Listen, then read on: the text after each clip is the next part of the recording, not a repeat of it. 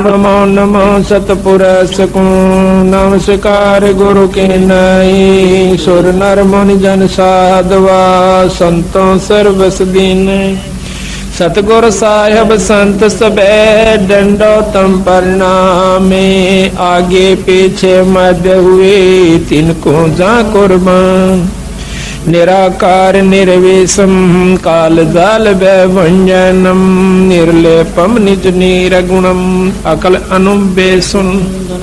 सोहम सुरति समाप्तम सकल समाना नीरतलय। उजल हिरंबर हरदमम बेपरवाह और पार नहीं मद तम ग्रीब जो सुमर सद होई। गणनायक गलता ना करो अनुग्रह सोई। पारस पद करवाना आदि गणेश मनाओ।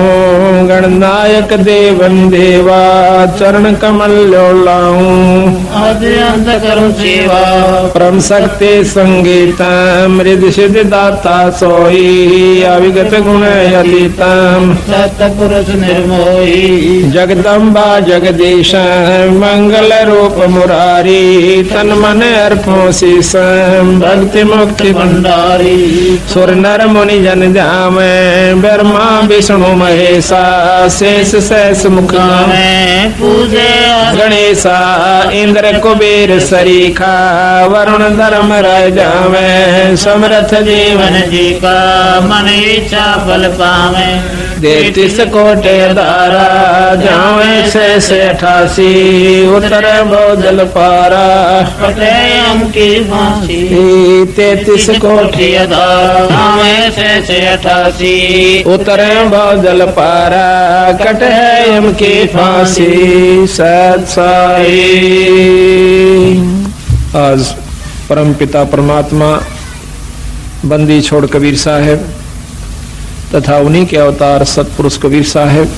सतपुरुष के अवतार बंदी छोड़ कबीर साहब वह गरीबदास महाराज की एक विशेष कृपा हमारे ऊपर हुई है कि हम आज सत्संग रूपी गंगा में अपने अंतःकरण को साफ करने के लिए, आत्मा कल्याण के लिए कुछ समय इस संसारी कार्य से निकाल करके आज सतगुरु की शरण में, सतगुरु के चरणों में आए हैं।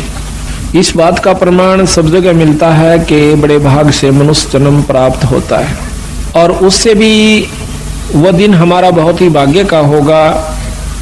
अच्छे हमारे शुभ संस्कार होंगे जिस दिन हम सत्संग में आकर के परमात्मा की चर्चा सुनते हैं और परमात्मा के बारे में जानकारी होती है। आत्म कल्याण का हमें मार्ग प्रशस्त होता है कि मनुष्य जन्म परमात्मा ने हमें किस लिए दिया था। अच्छे हम ज्ञान जो है सत्संगत से प्राप्त करते हैं। बुरी जानकारी हमें कुसंगत से होती है। परमात्मा के बारे में जानकारी केवल एकमात्र सत्संग से होया करे और सत्संग जिस दिन हमें प्राप्त होता है वो हमारा बहुत ही पुण्य का दिन होता है। ना जाने पिछले जन्मों की कौन कौन सी अच्छी कमाई, युगों युगों के हमारे पुण्य कर्म हमारे साथ होते हैं। तब हम सत्संग की तरफ सोचते हैं और सोचने के बाद वो दिन प्राप्त होना, वो समय प्राप्त होना, वो घड़ी जिस दिन हम सत्संग में आते हैं या बड़े भाग तो प्राप्त होती है। बंदी छोड़ भगवान गरीबदास जी, वह सतगुरु कबीर साहब तथा वो पूर्ण ब्रह्म परमात्मा आज हमें देख रहा है कि ये बच्चे उस परम पिता परमात्मा के आज उनके दरबार में आए हैं। उनको इतना भी ज्ञान है कि कौन भक्त आए हैं और कौन नहीं आए हैं, किन कारणों से नहीं आ पाए। तो ये कुछ समय होता है, कुछ ईश्वर की तरफ से परीक्षा होती है, परमात्मा की तरफ से, कि इतनी मेहनत करने के बावजूद भी इस भक्त के अंदर, इस पुण्यात्मा के अंदर इतनी उत्सुकता उत्पन्न हुई है कि नहीं हुई है कि 100 काम छोड़ करके भी मैंने सत्संग में जाना चाहिए। इतना सत्संग सुनने के बाद इस जीव आत्मा को इतना ज्ञान अवश्य हो जाना चाहिए कि जिस प्रकार हम अपने पेट भरने के लिए, अपनी रोजी रोटी के लिए, चाहे मजबूरी समझो चाहे जरूरी समझो, हम उसको दुख या सुख पा करके अवश्य करते हैं। जिस प्रकार आज कितनी ठंड है और कल भी बहुत सर्दी थी, और इस समय में ऐसे भी भक्तजन होंगे जमींदार जिन्होंने बेचारों ने रात्रि में पानी दिया होगा अपनी फसल में, नहर से या ट्यूबवेल से, जबकि हम सर्दी के अंदर अपने घर में बैठकर भी रजाई का प्रबंध किया हुआ था और कोशिश ये थी कि कोई हीटर भी लग जावे कमरे में तो गर्मी महसूस हुआ, नहीं तो सर्दी बहुत ज्यादा है। और वो बेचारे घुटनों तक पानी में, ऊपर से शीत लहर, और वो उस पानी के अंदर, उस सर्दी के अंदर ऊपर से थोड़ी थोड़ी बूंद भी आ रही थी, बारिश भी हो रही थी। ऐसे समय में वो भक्त, वो ज्ञानी जीव सत्य अपने खेत में खड़ा हुआ था।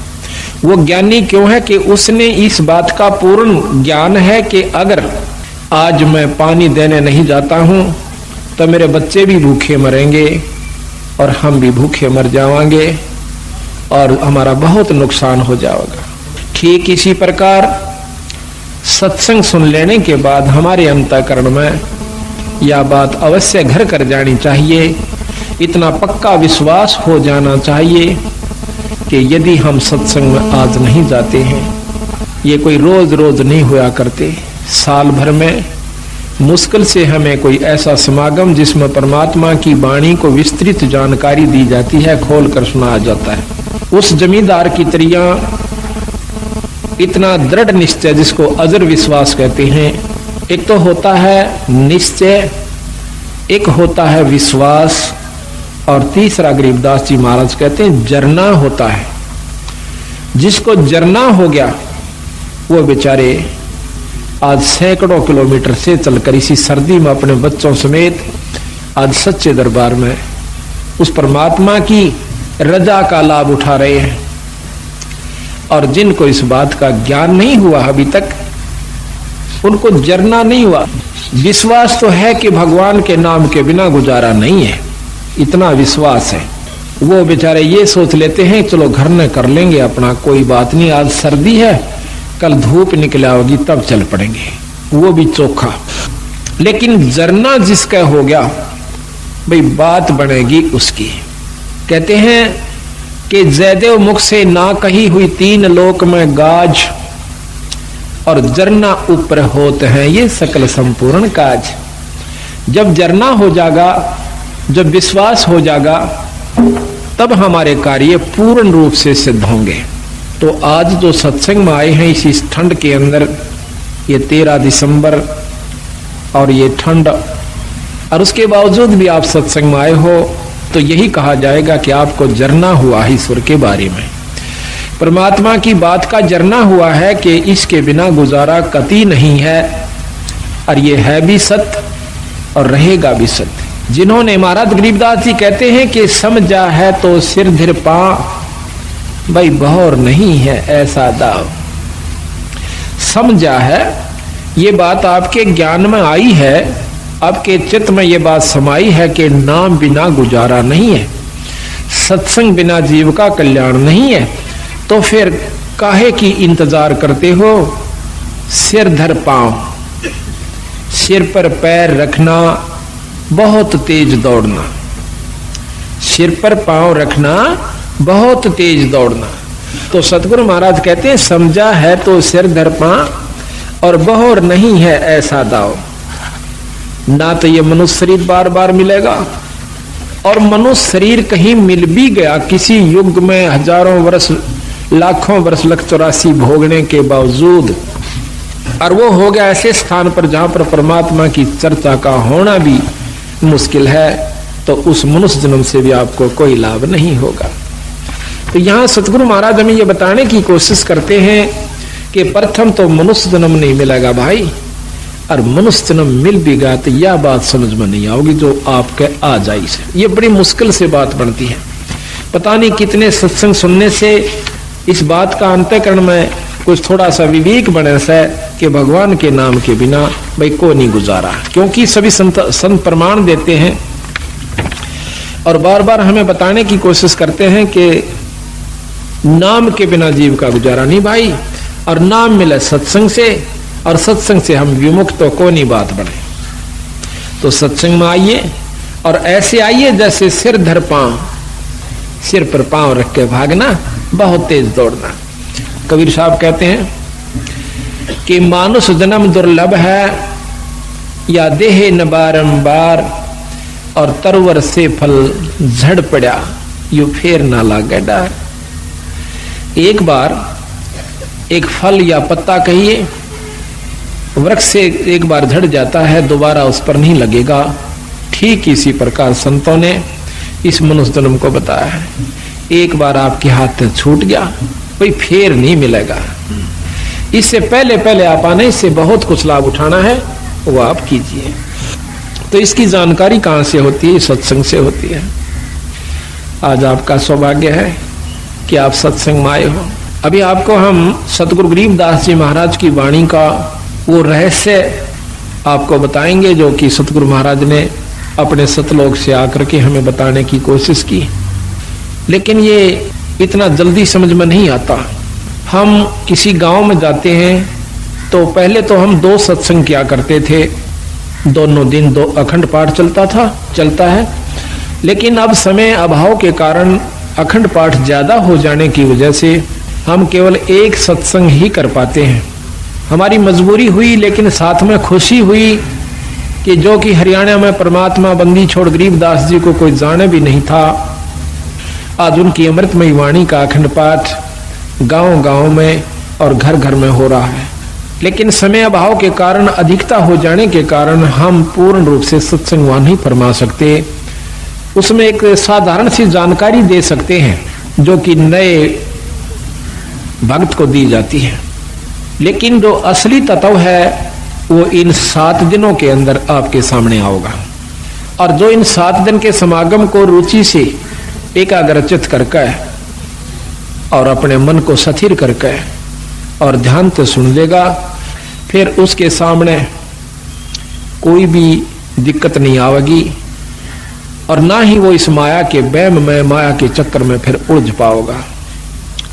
संतों ने, बंदी छोड़ गरीबदास महाराज जी ने ऐसे ढंग से हमें बताने की कोशिश करी है कि देख भाई, कहीं आपको यह वहम ना रह जावे कि भक्ति का करना केवल उन व्यक्तियों का काम है जो कि घर छोड़ जाते हैं और जंगल में चले जाते हैं और बाल ब्रह्मचारी रहते हैं और वहां पर तप आदि करते हैं, गुफा बना लेते हैं, शरीर पर दाढ़ी बढ़ाते हैं, अंग पर राख लपेट लेते हैं, छार लपेट लेते हैं, बर्फ के अंदर खड़े हो जाते हैं, कोई सिर के ऊपर ठंडा नीर बरसाता है सर्दी के मौसम में, तो हम समझते हैं कि इतना कठिन कार्य, तौबा तौबा करते हैं कि हे भगवान इतना कठिन कार्य कि ऐसी सर्दी में, जबकि हमने तो वैसे ही ठंड लग रही है अपनी जर्सी और रजाई के अंदर भी। और एक भक्त एक मटके के अंदर सैकड़ों छेक करवा लेता है और उसको एक तिपाई के ऊपर रख कर और उसके अंदर बहुत ठंडा जल ऊपर डलवाता रहता है मटके में, और मटके में से पानी झरके झरने के रूप में और उस भक्त के ऊपर, उस संत के ऊपर पड़ रहा है। तो ऐसी सर्दी में जब हम उसकी इस प्रक्रिया को देखेंगे तो एकदम कलेजा हिल जाता है कि इतनी ठंड में और ये बर्फ के पानी को अपने ऊपर डाल रहा। तो उस समय ये मन तौबा कर जाता है कि भाई भक्ति मारे बस की कौन है, हम नहीं कर सकते इसका। लेकिन बंदी छोड़ गरीबदास जियों ने इसको बहुत आसान किया है, इसको ऐसा मार्ग बता दिया है कि आप काम करते हुए अपने खेत में, जैसे उन्होंने उदाहरण दे के बताया, नहीं तो उस भगवान ने यहां पर आने की कोई आवश्यकता नहीं थी और ना ही उन्होंने बच्चे पैदा करने की आवश्यकता थी, क्योंकि वो पूर्ण ब्रह्म परमात्मा थे। लेकिन हमारे इस भ्रम को दूर करने के लिए कि आपके मन में क्या जमा हो चुकी, हमारे अंदर भी यही थी, हम तो एक साधारण सा अपना नाम ले लिया करते थे, आरती कर लिया करते थे, जब तक हमने पूर्ण ज्ञान नहीं हुआ था, इस उद्देश्य से कि हमारे थोड़े बहुत काम सर जाएंगे, भगवान की आरती कर लें। बाकी प्राप्ति की हमें कोई उम्मीद नहीं थी, परमात्मा प्राप्ति की। जब से बंदी छोड़ गरीबदासियों का, कबीर साहिब का ज्ञान देखा, इसको समझा, और वे साथ में ये भी पता चला कि ये गृहस्थी थे, बाल बच्चेदार थे, इन्होंने अपने बच्चों के सारी ये क्रियाक्रम किया विवाह भी किया और साथ में उनका पालन पोषण भी किया और फिर भक्ति करके परमात्मा प्राप्ति भी की। तो जब हमारे मन में यह कुछ उत्सुकता पैदा हुई कि जब बंदी छोड़ गरीबदास जी सारे काम को करते हुए पार हुए तो हम भी हो सकते हैं। उसके बाद हमारी रुचि बढ़ी और फिर बंदी छोड़ ने लिख रखा गरीबदास जी ने कि नाम उठत नाम बैठत नाम सोवत जागबे, भाई नाम खाते नाम पीते तो नाम से ती लागबे। एक नाम से मुक्ति होगी, ना तप से मुक्ति होती है, ना केवल पाठ करते रहने से मुक्ति होती है, और ना ही किसी तप बर्फ में खड़ा हो जाने से या 4 धुना के बीच में 5 धुनों के बीच में बैठ जाने से जीव मुक्त हो सकता है। उससे कुछ और उपलब्धि होती है। तो जब हमने मेरा पता चला, इस बात का ज्ञान हुआ कि परमात्मा के पाने का तरीका भी और है, वो साधन भी और है जिससे हम ईश्वर प्राप्ति कर सकते हैं। सिद्धि प्राप्ति नहीं करनी अपन, तब से सिद्धियां आ जाती हैं। और कोई मौन बैठ जाता है 6 महीने, साल भर, 2 साल, 4 साल, वर्ष, तो उसको भी सिद्धियां आ जाती हैं। उन सिद्धियों से छोटे मोटे चमत्कार हो जाते हैं। लेकिन बंदी छोड़ महाराज कहते हैं कि ये अष्ट सिद्धि 9 निधि ये भी हमें नहीं आवश्यकता।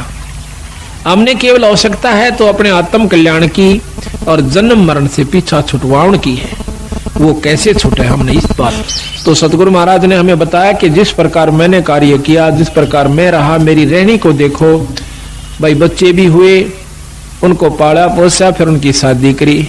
आज गरीबदास महाराज के 70-80 के करीब उनका जो है ना घर है, वहां पर गांव में परिवार है। 8वीं 9वीं पीढ़ी सतगुरु महाराज की चल रही है गरीबदासियों की। वहां पर लगभग 300-400 उनके 500 के करीब महाराज की आज जनरेशन है, उनकी संतति हो चुकी है छुड़ानी के। तो उन्होंने हमें यह बताया कि भाई इस वहम में मत रहना कि भक्ति वही लोग किया करते हैं जिन्होंने दाढ़ी बढ़ा रखी हो, सिर पर जटा बढ़ा रखी हो, या बहुत बड़े संस्कृत के ज्ञाता हो, चारों वेदों को बहुत ही लतीफेदार ढंग से सुना रहे हो। बंदी छोड़ महाराज कहते हैं ये अलग वस्तु है, वो अलग वस्तु है। परमात्मा पाना ये अलग वस्तु है, ये साधन भी नाराज है। एक समय की बात है, एक राम राय नाम का एक पंजाब का बहुत बड़ा रईस आदमी वासियर गांव के अंदर रहता है। था लुधियाना के पास एक वासियर गांव है। तो वहां पर गरीबदास जियों का एक शिष्य सुबह के समय ब्रह्म मुहूर्त में, यानी सूर्य निकलने से पूर्व थोड़ा सा पहले, एक कुएं के ऊपर स्नान करके वहां पर गरीबदास महाराज का नित्य नेम कर रहा था, वाणी को उच्चारण कर रहा था बहुत ही सुरीले ढंग से। और वो राम राय सुबह सुबह घूमने के लिए गया था। अब पंजाब के लोग जो हैं पूज्य श्री नानक साहिब की कृपा से वाणी के बहुत मर्मज्ज हैं। वाणी को, संत वाणी को बहुत प्यार करते हैं। एकमात्र अगर कोई सृष्टि में ग्रंथ है तो सिख धर्म का है, जिसने उसमें उन्होंने किसी मजहब को या धर्म को नहीं अपनाया। सिख कोई धर्म नहीं है। सिख नाम शिष्य का होता है, हिंदी में उसे शिष्य कहते हैं और पंजाबी में सिख कहते हैं। सिख कोई मजहब या धर्म नहीं है। आज जो सिख परंपरा के अंदर उन्होंने जो ग्रंथ साहिब बना हुआ है, उसके अंदर 39 संतों का समूह वाणी है, संग्रह वाणी है। 39 संतों की न्यारी न्यारी उनकी वाणियां हैं। तो उसमें वो भी संत हैं जो राम, भगवान, कृष्ण आदि के उपासक थे। नामदेव जी, श्री तुक्का जी और श्री ज्ञानेश्वर जी, ऐसे बहुत से संत हैं। मीराबाई जी, धन्ना जी, उन सब संतों का की वाणी, उनका एक समूह जो है संग्रह ग्रंथ है। तो उसके अंदर सभी संतों की वाणियां हैं, उनका ज्ञान है, अपना अपना मार्गदर्शन है। बड़े आदर से उनका पाठ करते हैं और सुबह सुबह उठकर, कम से हर गांव में गुरुद्वारा है, गुरु द्वारा हमने एक मान रखा कि वो केवल सिखों का ही होता है। हाँ, होता तो सिखों का है, सिख माने शिष्य, वो शिष्य का होता है। लेकिन कोई शिष्य हो, शिष्य के क्या लक्षण होते हैं, उसने क्या बुराइयां त्याग देनी होती हैं, ऐसे ऐसे जो सब जिसमें गुण हैं, तो वो शिष्य है। तो गुरु द्वारा है, जहाँ पर हमारे बंदी छोड़ की वाणी है, उसमें सिख धर्म सिख परंपरा के जो ग्रंथ साहब उन्होंने समूह बनाया है, उसके अंदर अपने कबीर साहब की वाणी 40% है अकेलों की, बाकी 60% वाणी 10 सिख गुरुओं की और साथ में 28 दूसरे संतों की वाणी है, जो केवल 60% में आ जाती है। तो वो भी कबीर साहब को बहुत महत्व देते हैं। इस वाणी को सुनकर उनकी आत्मा में शरणाहट उठा है। कोई भी ऐसा, मैंने पहला क्षेत्र देखा है पंजाब में जब जाते हैं, जब कि कोई भी धार्मिक कार्य उसमें हो रहा है तो कोई भी ऐतराज नहीं करेगा, किसी प्रकार का भी है। सब नमस्कार करेंगे और ये कहेंगे कि बहुत अच्छी बात है भाई, बहुत चंगी गल है, कोई कर सके तो इसके बराबर कोई वस्तु नहीं है। लेकिन जहां तक हमने अपने हरियाणा में ये समावेश किया है नई चीज का, हमारे बंदी छोड़ गरीबदास कबीर साहिब की कृपा से, तो हमें सबसे ज्यादा दिक्कत यही आई है कि प्रथम तो हमारे भक्तजन पिछली परंपरा को त्याग कर प्रसन्न नहीं, दुखी होते हैं अगर उनको कहते हैं कि ये रास्ता जो आप अपनाए हुए हो ये आपका आत्म कल्याण का भी नहीं है और साथ में आपके घर में सुख भी नहीं होगा। तो शुरू में पुरानी परंपरागत यानी उसके ऊपर लगे हुए रचे हुए होने के कारण वो बहुत दुख मानने से इस बात का। और फिर जब देखते हैं हमारी एक एकदम की नई प्रक्रिया के घर में पाठ करते हैं, उस कमरे को साफ करते हैं और फिर अपने सत्संग के द्वारा उस परिवार के अंतःकरण को साफ करते हैं, उस सारे परिवार का अंतःकरण साफ करके फिर उनके अंदर ये समावेश करते हैं कि अगर सृष्टि के अंदर कोई पृथ्वी पर इस सृष्टि में कोई शक्ति है तो गरीबदास महाराज है, ये बंदी छोड़ कबीर साहब है, ये पूर्ण ब्रह्म परमात्मा है। प्रथम तो इस बात को कोई स्वीकार करके प्रसन्न नहीं कि कबीर साहब भी कोई भगवान होगा, कबीर साहब के अंदर भी कोई ऐसी शक्ति होगी जो हमें सुख दे सकता है, हमारी आत्म कल्याण कर सकता है। हमने केवल अपने उन्हीं पुराने शास्त्रों के ज्ञान को ही आरूढ़ मान रखा है, तो उसके अनुसार भी हम पूर्ण साधना नहीं करते जो कि हमारे पुराने शास्त्र हैं। वो भी आखिर में हम कहाँ आगे देखा देखी जैसे भी अपनी साधना, कोई आठम, कोई छठ, कोई चौथ, कोई पांचम, कोई ग्यास, कोई द्वादशी, एकादशी, इन्हीं को माउस पूर्णिमा को पूज पाज करके और धाम स्थान पर किसी भी धाम पर जाकर के अपना मत्था साल भर में एक बार टेक करके अपनी आत्माओं को ये प्रसन्न मान लेते हैं, हम खुश हो जाते हैं कि हमने बहुत कुछ कर लिया। तो हम उनको बताते हैं जाकर के कि गरीबदास महाराज जियों ने ये बताया है कि ये साधना आपकी ठीक नहीं है। तो इन बातों को सुनकर जो समझदार होते हैं वो तो नजदीक लग जाते हैं, जो अनजान होते हैं वो बल्कि नाराज हो जाते हैं कि ये तो हमारी पुरानी परंपरा को खत्म करना चाहते हैं। देखो समय अनुसार हमने बदल भी जाना चाहिए। जैसे पहले हम हाथ का गंडासा होता था, सानी काटने का यानी कुट्टी करने की जो मशीन है वो हाथ से, पहले पुराने समय बताते हैं कि एक उसको गंडासा ही कहते हैं यहाँ हरियाणा की आदि भाषा में, हरियाणा रोहतक जिले में तो फरसा भी समझो, ऐसे हाथ से पकड़ लिया करते थे। एक तरफ से उसको गहरा कहो, उसको भूस कहो, और दूसरे हाथ से उसके हाथ के बिल्कुल साथ से ऐसे हाथ से काटा करते थे। हमने खुद देखे हमारे दादाजी काटते हुए, वो सुबह उठ जाया करते 2 बजे 3 बजे और कटाए कट शुरू में और काट कर ढूला दिया करते। फिर वो दूसरी मशीन चली जो हाथ से घुमा करके और 2 फरसे उसमें होते हैं, उसने काटन की चली।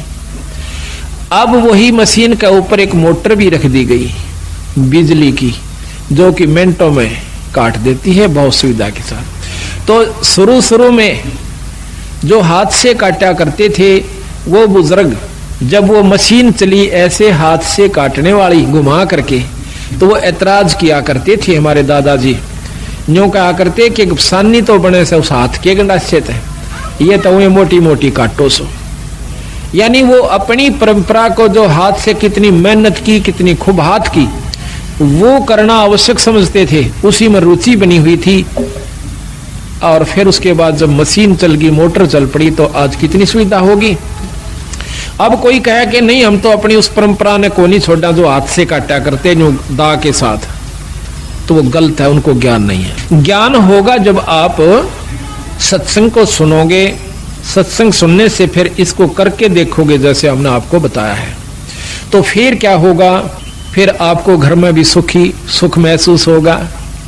एक एक परिवार के अंदर लगभग 2-2, 3-3 व्यक्ति बीड़ी और दारू पिया करते थे, 4-4 भी भाई सारे पिया करते थे।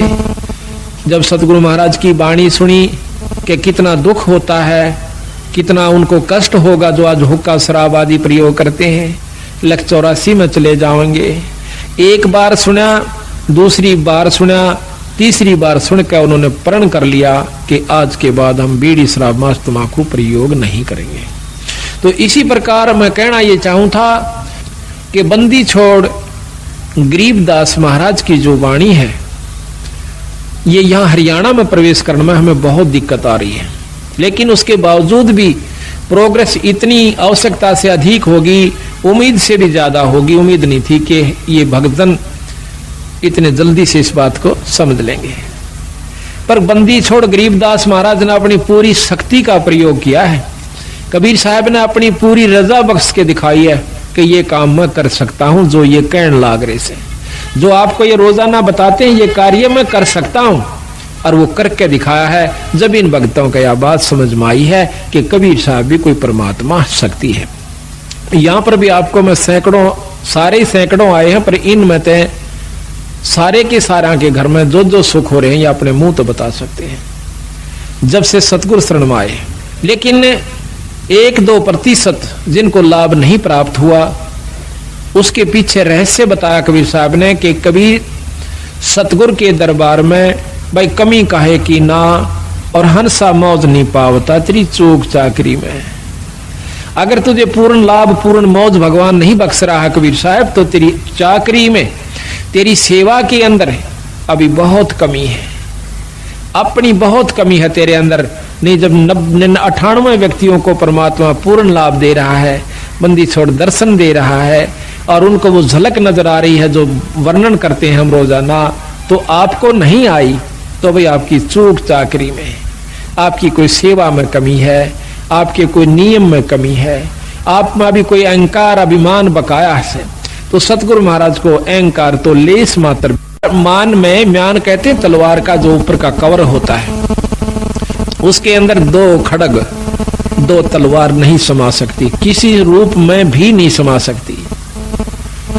इतना इम्पॉसिबल असंभव कार्य है कि राख्या चाहे पिया चाहे प्रेम रस, और राख्या चाहे मान, एक म्यान में 2 खड़ग, भाई देखी सुनी ना कान है। तो अहंकार तो एक लेश मात्र भी ईश्वर को पसंद नहीं है, और जिनमें अहंकार नहीं रहा उनको परमात्मा का दीदार हुआ, दर्शन हुआ, आत्म कल्याण है। और इसमें के लगे है अहंकार को तोड़ने में, कुछ नहीं लगता, बस थोड़ी सी कसर से, थोड़ा सा सावधानी की आवश्यकता है, थोड़े सी विवेक की आवश्यकता है इसके अंदर। आज हम मनुष्य शरीर में है, ये माटी का पुतला और खाक में मिल जाएगा 10-20 साल के अंदर अंदर। और फिर हमारे ऊपर महाराज ने लिखा है कि कबीर काहे गर्भियो, और ऊंचा देख आवाश, और काल पड़े भू लेटना तेरा ऊपर जामे घास। कल तो जमीन पर जाकर पड़ना होगा, और वहां फूक फाक के थोड़ी सी राख हो जाएगी, और उसके ऊपर फिर तेरा घास जामेंगे। तो इस प्रकार इस अहंकार ने, जैसे आज हम पशु बन जाते, शरीर छूटेगा ये भी पक्का है, और छूटने के बाद फिर पशु जुन्नी में जाना होगा, जिसमें नाम नहीं लिया जिन्होंने, और विकार किए बीड़ी शराब मांस तंबाकू प्रयोग करते रहे, उनको 184 प्राप्त होगी। फिर जिन भक्तों ने नाम भी ले लिया, और अपना धर्म पुण्य भी कर रहे हैं और फिर भी अभिमान रह गया तो फिर भी आप लख 84 में जाओगे। वो दूसरी बात है कि आपकी की हुई कमाई परमात्मा अवश्य देगा आपको। फिर ना जाने 1000 वर्ष में सूत बैठे, फिर ना 10,000 वर्ष में सूत बैठे ऐसे सत्संग का कि जिसमें आज आपको पूर्ण ब्रह्म परमात्मा के बारे में जानकारी दी जाएगी। तो लख 84 के अंदर हम कुत्ते बनते हैं। प्रथम जीवन कुत्ते का ले लो, स्वान का, जो कि बहुत आसपास हमारे होता है, और फिर उसके कष्ट पे जरा सा दृष्टि घुमा कर देख लो, बस, ज्यादा नहीं। कल हमने देखा रात्रि में इतनी ठंड थी और एक कुत्ता इस गली के अंदर है, बाहर पड़ा बेचारा, और ऊपर से उसके खांसी होगी। 1 मिनट भी उस कुत्ते को खांसी से चैन नहीं थी। अब देखियो, पहले तो जन्म कुत्ता, ऊपर से ये खतरनाक रोग उसको लग गया। फिर कोई टांग तोड़ दे, आम कुत्ते के पैर में लंग पावेगी। क्यों पावेगी? कि उसका कोई ना कोई डला, कोई लठ या कोई पहिया उतर जाएगा, क्योंकि बिचारे बैठे वो पिछला अहंकारी जीव था। उसने कोई नो कहते न थोड़ा इधर वाले कौन होता, अभिमान रखा करता था, और आज अभिमान उसमें जोका तू है।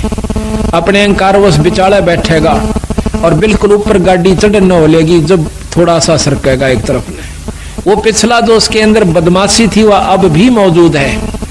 कई कुत्ते ऐसे देखें कि जीप ऊपर चढ़ना हो जाएगी जब थोड़ा सा हलते हैं, तो उस कष्ट के कारण, उस अहंकार के कारण उसने कितना भारा दुख मोल ले लिया। तो इन बातों ने याद रखेगा जो भगत, तो उसको कोई भी अहंकार नहीं रहेगा। अब हम सत्संग में यही सिखाते हैं। आप अपने घर में आजकल ऐसा कोई भी नहीं रहा जो डबल बेड ना ले रहा हो, और डबल बेड के ऊपर गद्दा भी बहुत मोटा हो से, और अच्छी बड़ी आज वस्त्र भी आप लिए हुए सो।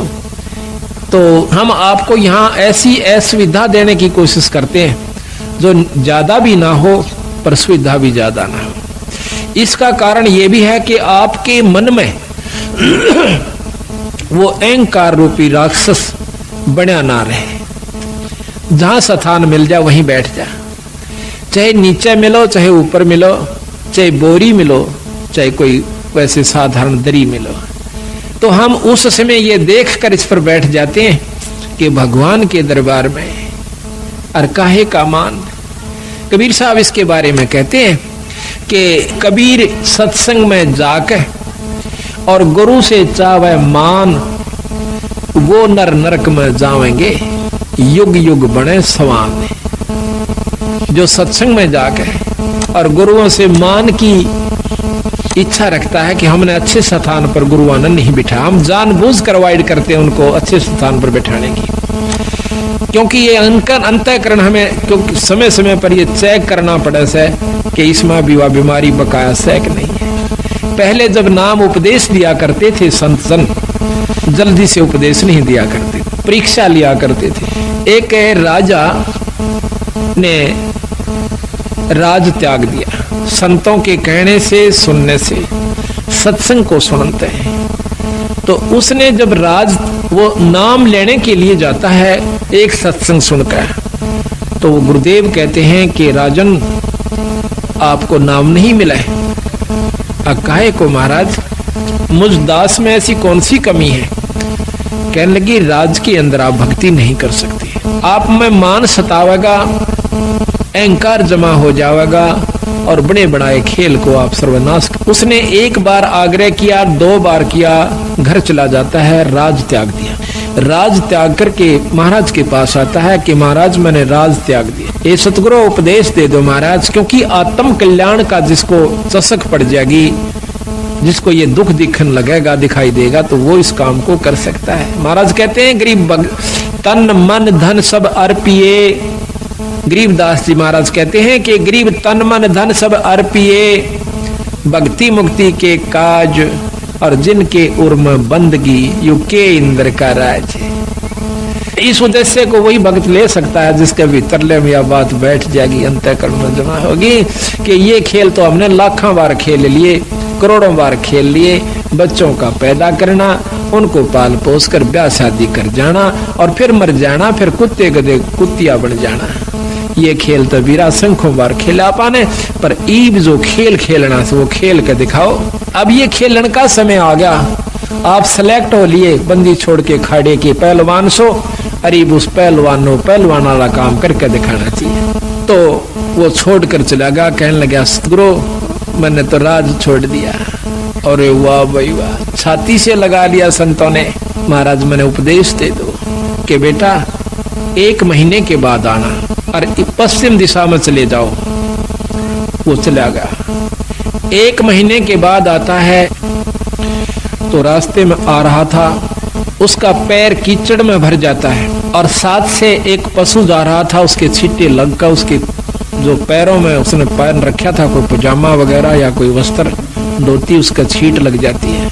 उसको उसने 3-4 गालियां सुना दी। वो जो आ रहा था और साथ में एक शिष्य और सतगुरुओं का आ रहा था, तो उसने देखा कि जब वो सत्संग में प्रवेश किया महाराज के आश्रम में, तो उसने वो अपने एक नलके पर या कुएं पर वो कपड़े साफ किए, थोड़े थोड़े पानी लगा करके थोड़ा थोड़ा उनको साफ किया पहने पहने।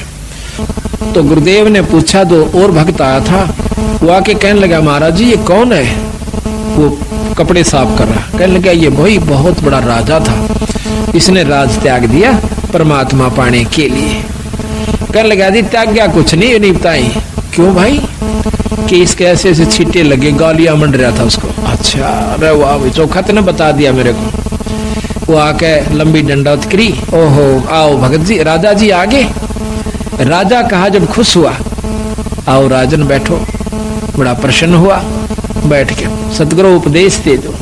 अग बेटा अभी तो 1 साल के बाद आना। भोजन पाया, उठ के चला गया। 1 वर्ष के बाद फिर आता है, वापस आकर के अब सतगुरु ने पूछा कि देखना कि आज वो आएगा। दिन रख दिया कि उस दिन आना और इस समय आना। ऊपर से एक भंगण को जो उनकी शिष्या थी उसको कहा कि जब ये व्यक्ति आवे इसके ऊपर कूड़ा डाल देना छत से। तो वो ठीक समय पे घंटा आध घंटा इधर उधर वो ताक में रही और ऊपर से उसने जब वो आ रहा था तो उसके ऊपर कूड़ा डाल दिया। कूड़ा डालते ही वो, हाँ जब उसने पूछा था सतगुरु मुझे नाम क्यों नहीं मिलेगा, कहने लगा भाई आपने ये कीचड़ लगा जब उसको गालियां दे दी जिसकी भैंस पशु था साथ में। ऐसा नहीं करना चाहिए, संत के अंदर ये गाली देने का स्वभाव नहीं होना चाहिए, इसने जीवित मरना होगा। तो उसने ये ख्यास रखी कि भी आज के बाद मैं गाली नहीं दूंगा किसी को। तो देखा ऊपर से जब कूड़ा उसके ऊपर पड़ जाता है तो एक बार क्रोध से देखकर कहने लगा अगर मैं राजा होता, इतना कह गया बस चुप हो गया, गाली नहीं दी। अगर मैं राजा होता तो मतलब भाव ये था कि अब तेरा मैं बक्कल उतरवा देता। कह दिया चाहे ना कह दिया, भीतर ले मत आई वह बात। तो उसको उस जमादारनी को वंगन को कहा था कि बेटी जो इसका आओ भाव हो मुझे बताना। वो उससे पहले आ गई, कहने लगी महाराज ने बोला कि मैं अगर राजा होता। आ गया, बैठ गया। महाराज ने आदर सत्कार किया। क्या हो राजा? कि महाराज मैं काबिल हो गया कि पुत्र अभी तू राजा है। अक नहीं महाराज मैं तो राज छोड़ चुका हूँ। अक नहीं बेटा अभी तू राजा है। राज छोड़ दिया पर राजपना नहीं छोड़ा। सतगुरु कोई गलती हुई कि आपके ऊपर कूड़ा पड़ा जब आपने क्या शब्द उच्चारण करना चाहा किया कि अगर मैं राजा होता। अभी तो है बेटा तू राजा है, इसको छोड़ दे। जीवित मर ले रे लोभी मन नाम सुमर ले रे। जीवित मरना इसी का है। जीवित मरण का बहुत लंबा उदाहरण सतगुरु महाराज ने दे रखा है। अभी आपको सुनावेंगे कि जीवित कैसे मरा जाता है। ईख का उदाहरण दिया गिरी कबीर साहब ने कि नो जीवित मरा करें और फिर उसका कीमत बनती है। जमीन का उदाहरण दिया कि धरती कभी मुंह से नहीं कहती, चाहे कोई बिस्टा डालो, चाहे उसमें कोई आम लगाओ, चाहे अंगूर लगाओ, बगीचा बनाओ, चाहे वहां पर चूल्हा चौका कर लीजिए, वो कभी ऐतराज नहीं करती। इसी प्रकार संत स्वभाव होता है, चाहे कोई गाली दे कोई मीठा बोले, अपने अंतःकरण के अंदर द्वेष पैदा नहीं कर। ये सतगुरु मैं कब आऊं कि साल भर के बाद आना बेटा। 1 वर्ष के बाद निश्चित समय पे वो फिर आवस तो उस समय ऊपर से चौड़ा भर के डालना था। उस बंगड़ को कह दिया एक और व्यक्ति को कि ऐसे करना कि जब ये आवश्यक के ऊपर गारा और पेशाब मिलाकर पशु का वो डाल देना। जब वो आ रहा था तो उसके ऊपर वो चौड़ा डल गया, ऐसे जैसे धोखे से। ओहो हो भाई, मैंने ख्याल से नहीं करा, माफ करना। तो वो कहता है कि कोई बात ना बहन, ये तो माटी पे माटी पड़ी है, मिट्टी पे मिट्टी डाली है, कोई खास बात नहीं है। तो जब उसने आके बताया कि महाराज ऐसे ऐसे बोला, अन्य बोला ये अधिकारी हो गया।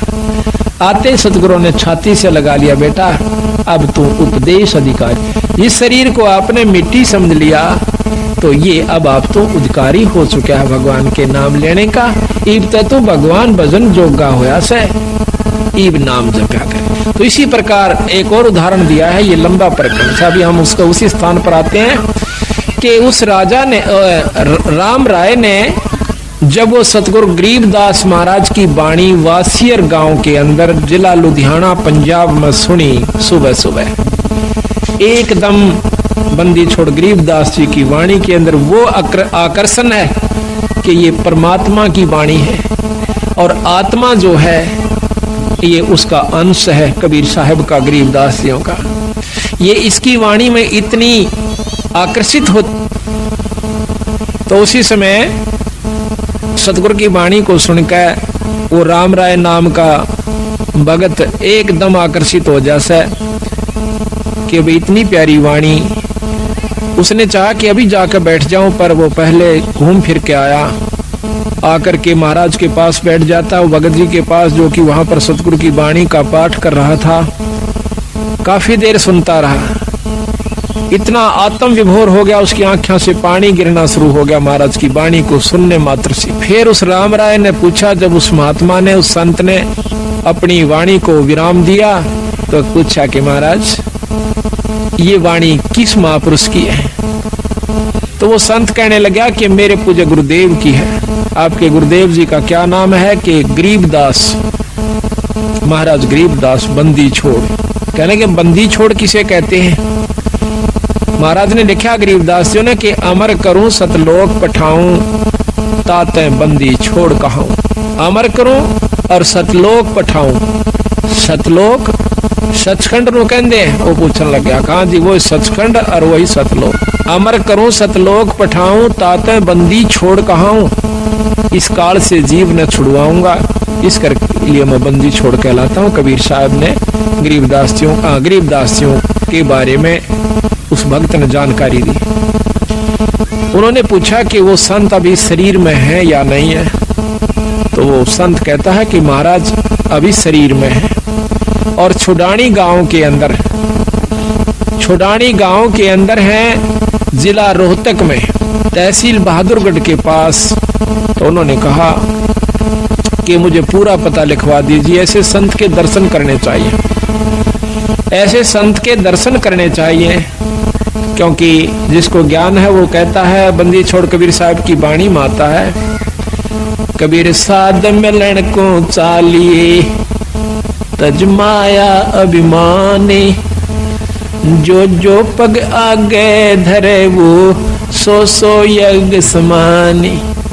कबीरा दर्शन साधु का साहेब आवया दे, लेखे में वो ये घड़ी भाई बाकी के दिन बाद। फिर कहते हैं कबीर साधु दर्शन राम का, मुख पे बसे सुहागे, दर्श उन्हीं को देते हैं भाई जिनके पूर्ण भागे। कबीर साहब गरीबदास ने लिखा है, गरीब जिन मिलते सुख उपजे, मिट्टे कोट उपादे, भवन चतुर्दश ढूंढियो भाई वो परम स्नेही साधे। जिनकी मिलन मात्र से इतनी खुशी होती है, कहते ऐसे संत को चाहे 14 भुवन में भी आपने किताब मिल जाओ, वहां दर्शन करिए आइए। इस वाणी को उद्देश्य रखते हुए वो राम राय जी चल पड़ते हैं। गांव छुडानी में आए, आके छुडानी में पूछा कि गरीबदास महाराज कहाँ रहते हैं? गांव वाले कोई महाराज नहीं कहा करते बंदी छोड़ को। वो तो उस समय की बात है जब भगवान खुद आए थे। आज भी मेरे ख्याल में 90% व्यक्ति छुड़ानी के नहीं मानते गरीबदास जी, 90%। और उस समय तब मानता कौन होगा। तो बाहर के भक्त आए हुए थे। महाराज कहते हैं लाल तो परखे जौहरी और सबदा परखे साध और कबीर परख ले साधु ने ताका मता आघात। तो परमात्मा को परखना कोई बच्चों का खेल नहीं है, संत को परखना। रामचंद्र जी आए, उनको एक राजा माना। कृष्ण भगवान आए, उसको एक ग्वाला माना। और उसके साथ कितनी दुष्ट आत्माओं ने आकर क्या क्या कुकर्म करने चाहे। पूतना जैसी दुष्टा ने उस छोटे से मासूम बच्चे पर भी दया नहीं आई और उसको मारने की खातिर अपनी दूधी का विसला कर चाल पड़ी। और उस चानूर के से नीच ने इतना बड़ा पहलवान था और उस 15 साल के बच्चे की गेला कुश्ती करने की चुनौती दे दी। ऐसे ऐसे कंस कितने उदाहरण हमें मिलते हैं, पर उस समय हम नहीं मानते उनको। जब वो मौके पर होते हैं उनके जाए पीछे फिर वृंदावन की फेरी यानी गोवर्धन की फेरी देते फिर ऐसे। वहां कृष्ण जी बैठे हैं क्या? यही हमारी भूल चौंध नहीं टूटती, इसको तोड़ने के लिए संत बार बार आते हैं। भाई जब वो शरीर में आते हैं तब तो तुम होशियार हो जाते हो, तब तो तुम सियाणे बन जाते हो और उसको परमात्मा स्वीकार नहीं करते हो। जब वो चले जाते हैं और फिर वहां उनकी मंडी बनाकर और वहां माथा टेकते फिरते हो, वहां परमात्मा नहीं है। परमात्मा के पाने की नियम है, ये इनके तरीके हैं कि उनके प्यारे हंस से संत से उपदेश लीजिए और फिर उसको उसका स्वरूप मानिए अगर आत्म कल्याण चाहते। जो उनका नुमाइंदा संत है उनको उनका प्यारा स्वरूप समझो। महाराज कहते हैं कबीर साहब, कबीर मनु गुरु मानुष कर जानते वह नर कहिए अंध और महा दुखी संसार में फिर आ गए यम के फंदे। फिर साथ में कहा है कि कबीर गुरु मानुष कर जानते करें चरना अमृत को पान और वो नर नरक में जाएंगे युग युग बने सवान। गरीबदास जी महाराज भी कहते हैं कि मम संत मुझे जान मेरा स्वरूपम।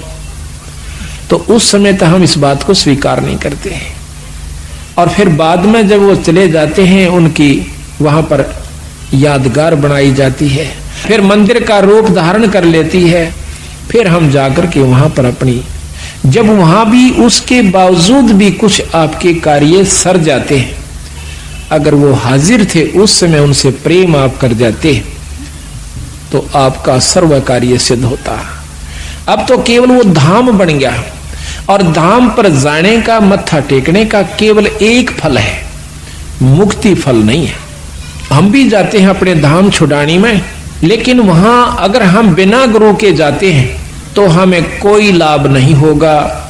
एक साधारण सा लाभ, जैसे कोई पशु का ठीक हो जाना, जैसे आम देवी धाम पर जाते हैं, माता धाम पर जाते हैं, या अपने कोई अपना जो पितृ धाम होता है वहां जाते हैं, उनसे ज्यादा कार्य आपके छुड़ानी में सर सकते हैं उस धाम पर जाने मात्र से। लेकिन जन्म मरण की बीमारी आपकी मुक्ति नहीं हो सकती, क्योंकि महाराज गरीबदास जी खुद कहते हैं कि पूजे देई धाम को और शीस हिलावे जो, गरीबदास साची के हद का फर है सो।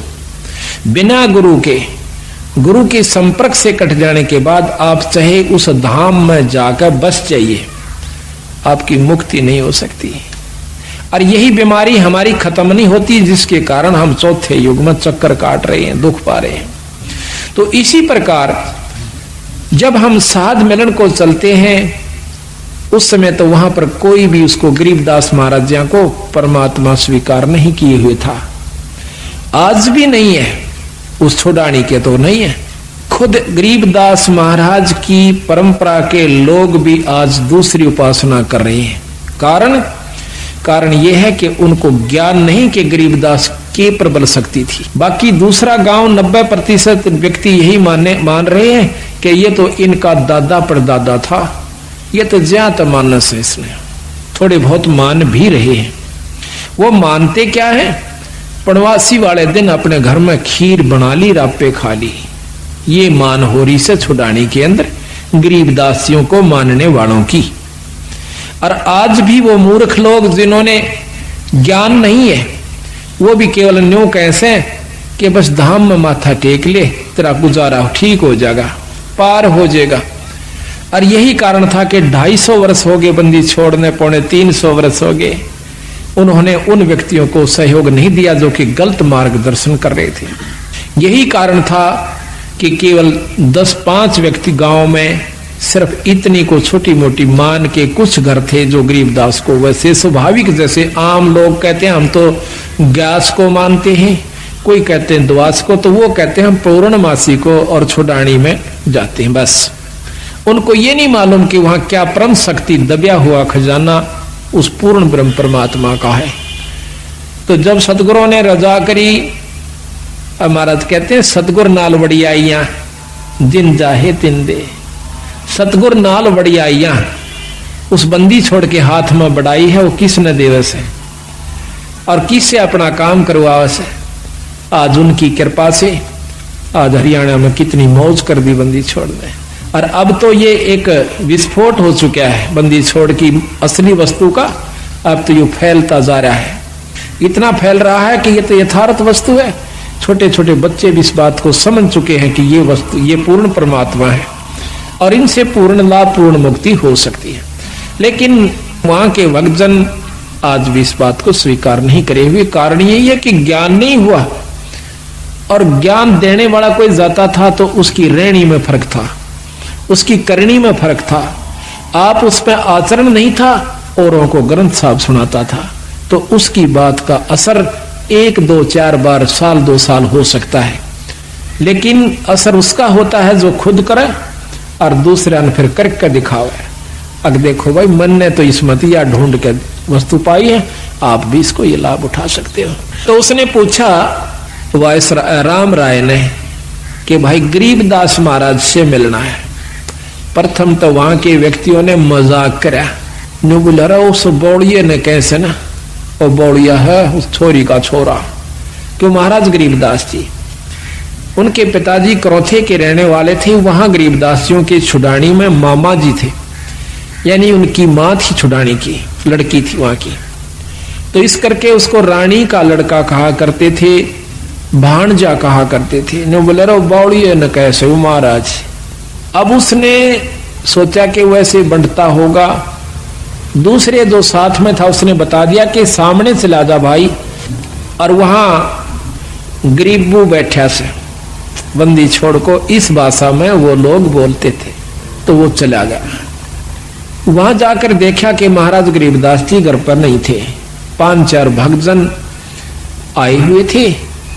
तो उन्होंने से पूछा कि गरीबदास महाराज से मिलना चाहता हूं, मैं पंजाब से आया हूं। तो वो कहने लगे बैठ जाओ, आओ नहाओ, स्नान करो, भोजन पाओ।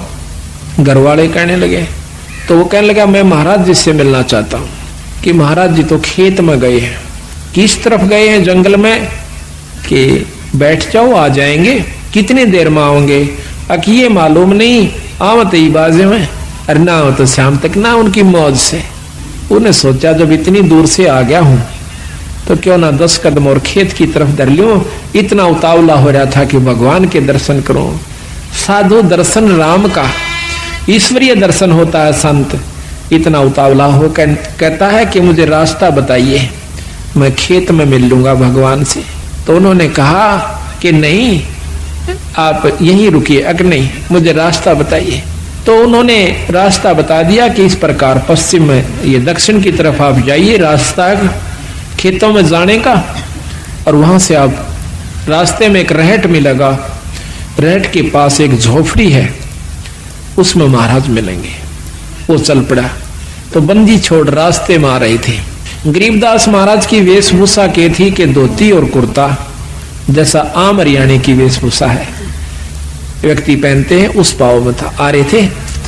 तो उसने, राम राय ने बंदी छोड़ से पूछा कि भाई मैंने महाराज गरीबदास का स्थान बताइए।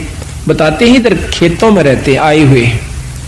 अब सतगुरु महाराज ने सोचा कि जय मैं इसको अभी बता देता हूं कि मैं गरीबदास हूं, तो ये मेरी बात एक नहीं सुनेगा, क्योंकि इसके मन में जो संत वेशभूषा है वह कुछ और है। वो के सोच का आया था कि बहुत बड़े संत होंगे, सिर पर दाढ़ी बड़ी हुई होगी, लंबी जटा होगी, हाथ में कोई त्रिशूल होगा, कोई कपड़े होंगे तो गेरुआ होंगे, और नहीं होंगे तो तन पे एक लंगोटी होगी, एक कपड़ा छोटा सा होगा, और शरीर पर राख मसल रखी होगी। तो सतगुरु ने सोचा कि कहीं इस बेचारे का आना असफल ना हो जाए। बंदी छोड़ कहने लगे कि महाराज तो भाई आज मैं मिलाऊंगा आपको। वो कहता मैंने सुना है खेतों में गए, कोई नहीं अब घर को जा रही है। अब वो वापिस आ जाता है।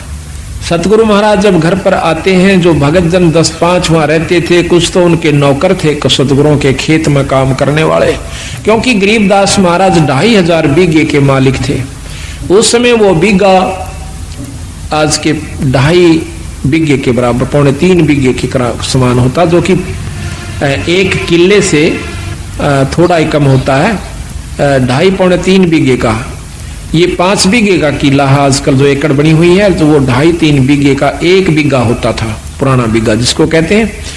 जो उनका इतनी जमीन थी 2500 बीघा। बहुत से नौकर रहा करते थे सतगुरुओं के, कुछ वो थे। तो उन्होंने क्या किया कि आते ही महाराज के वो खड़े हुए, भक्तों ने दंडोत प्रणाम किया।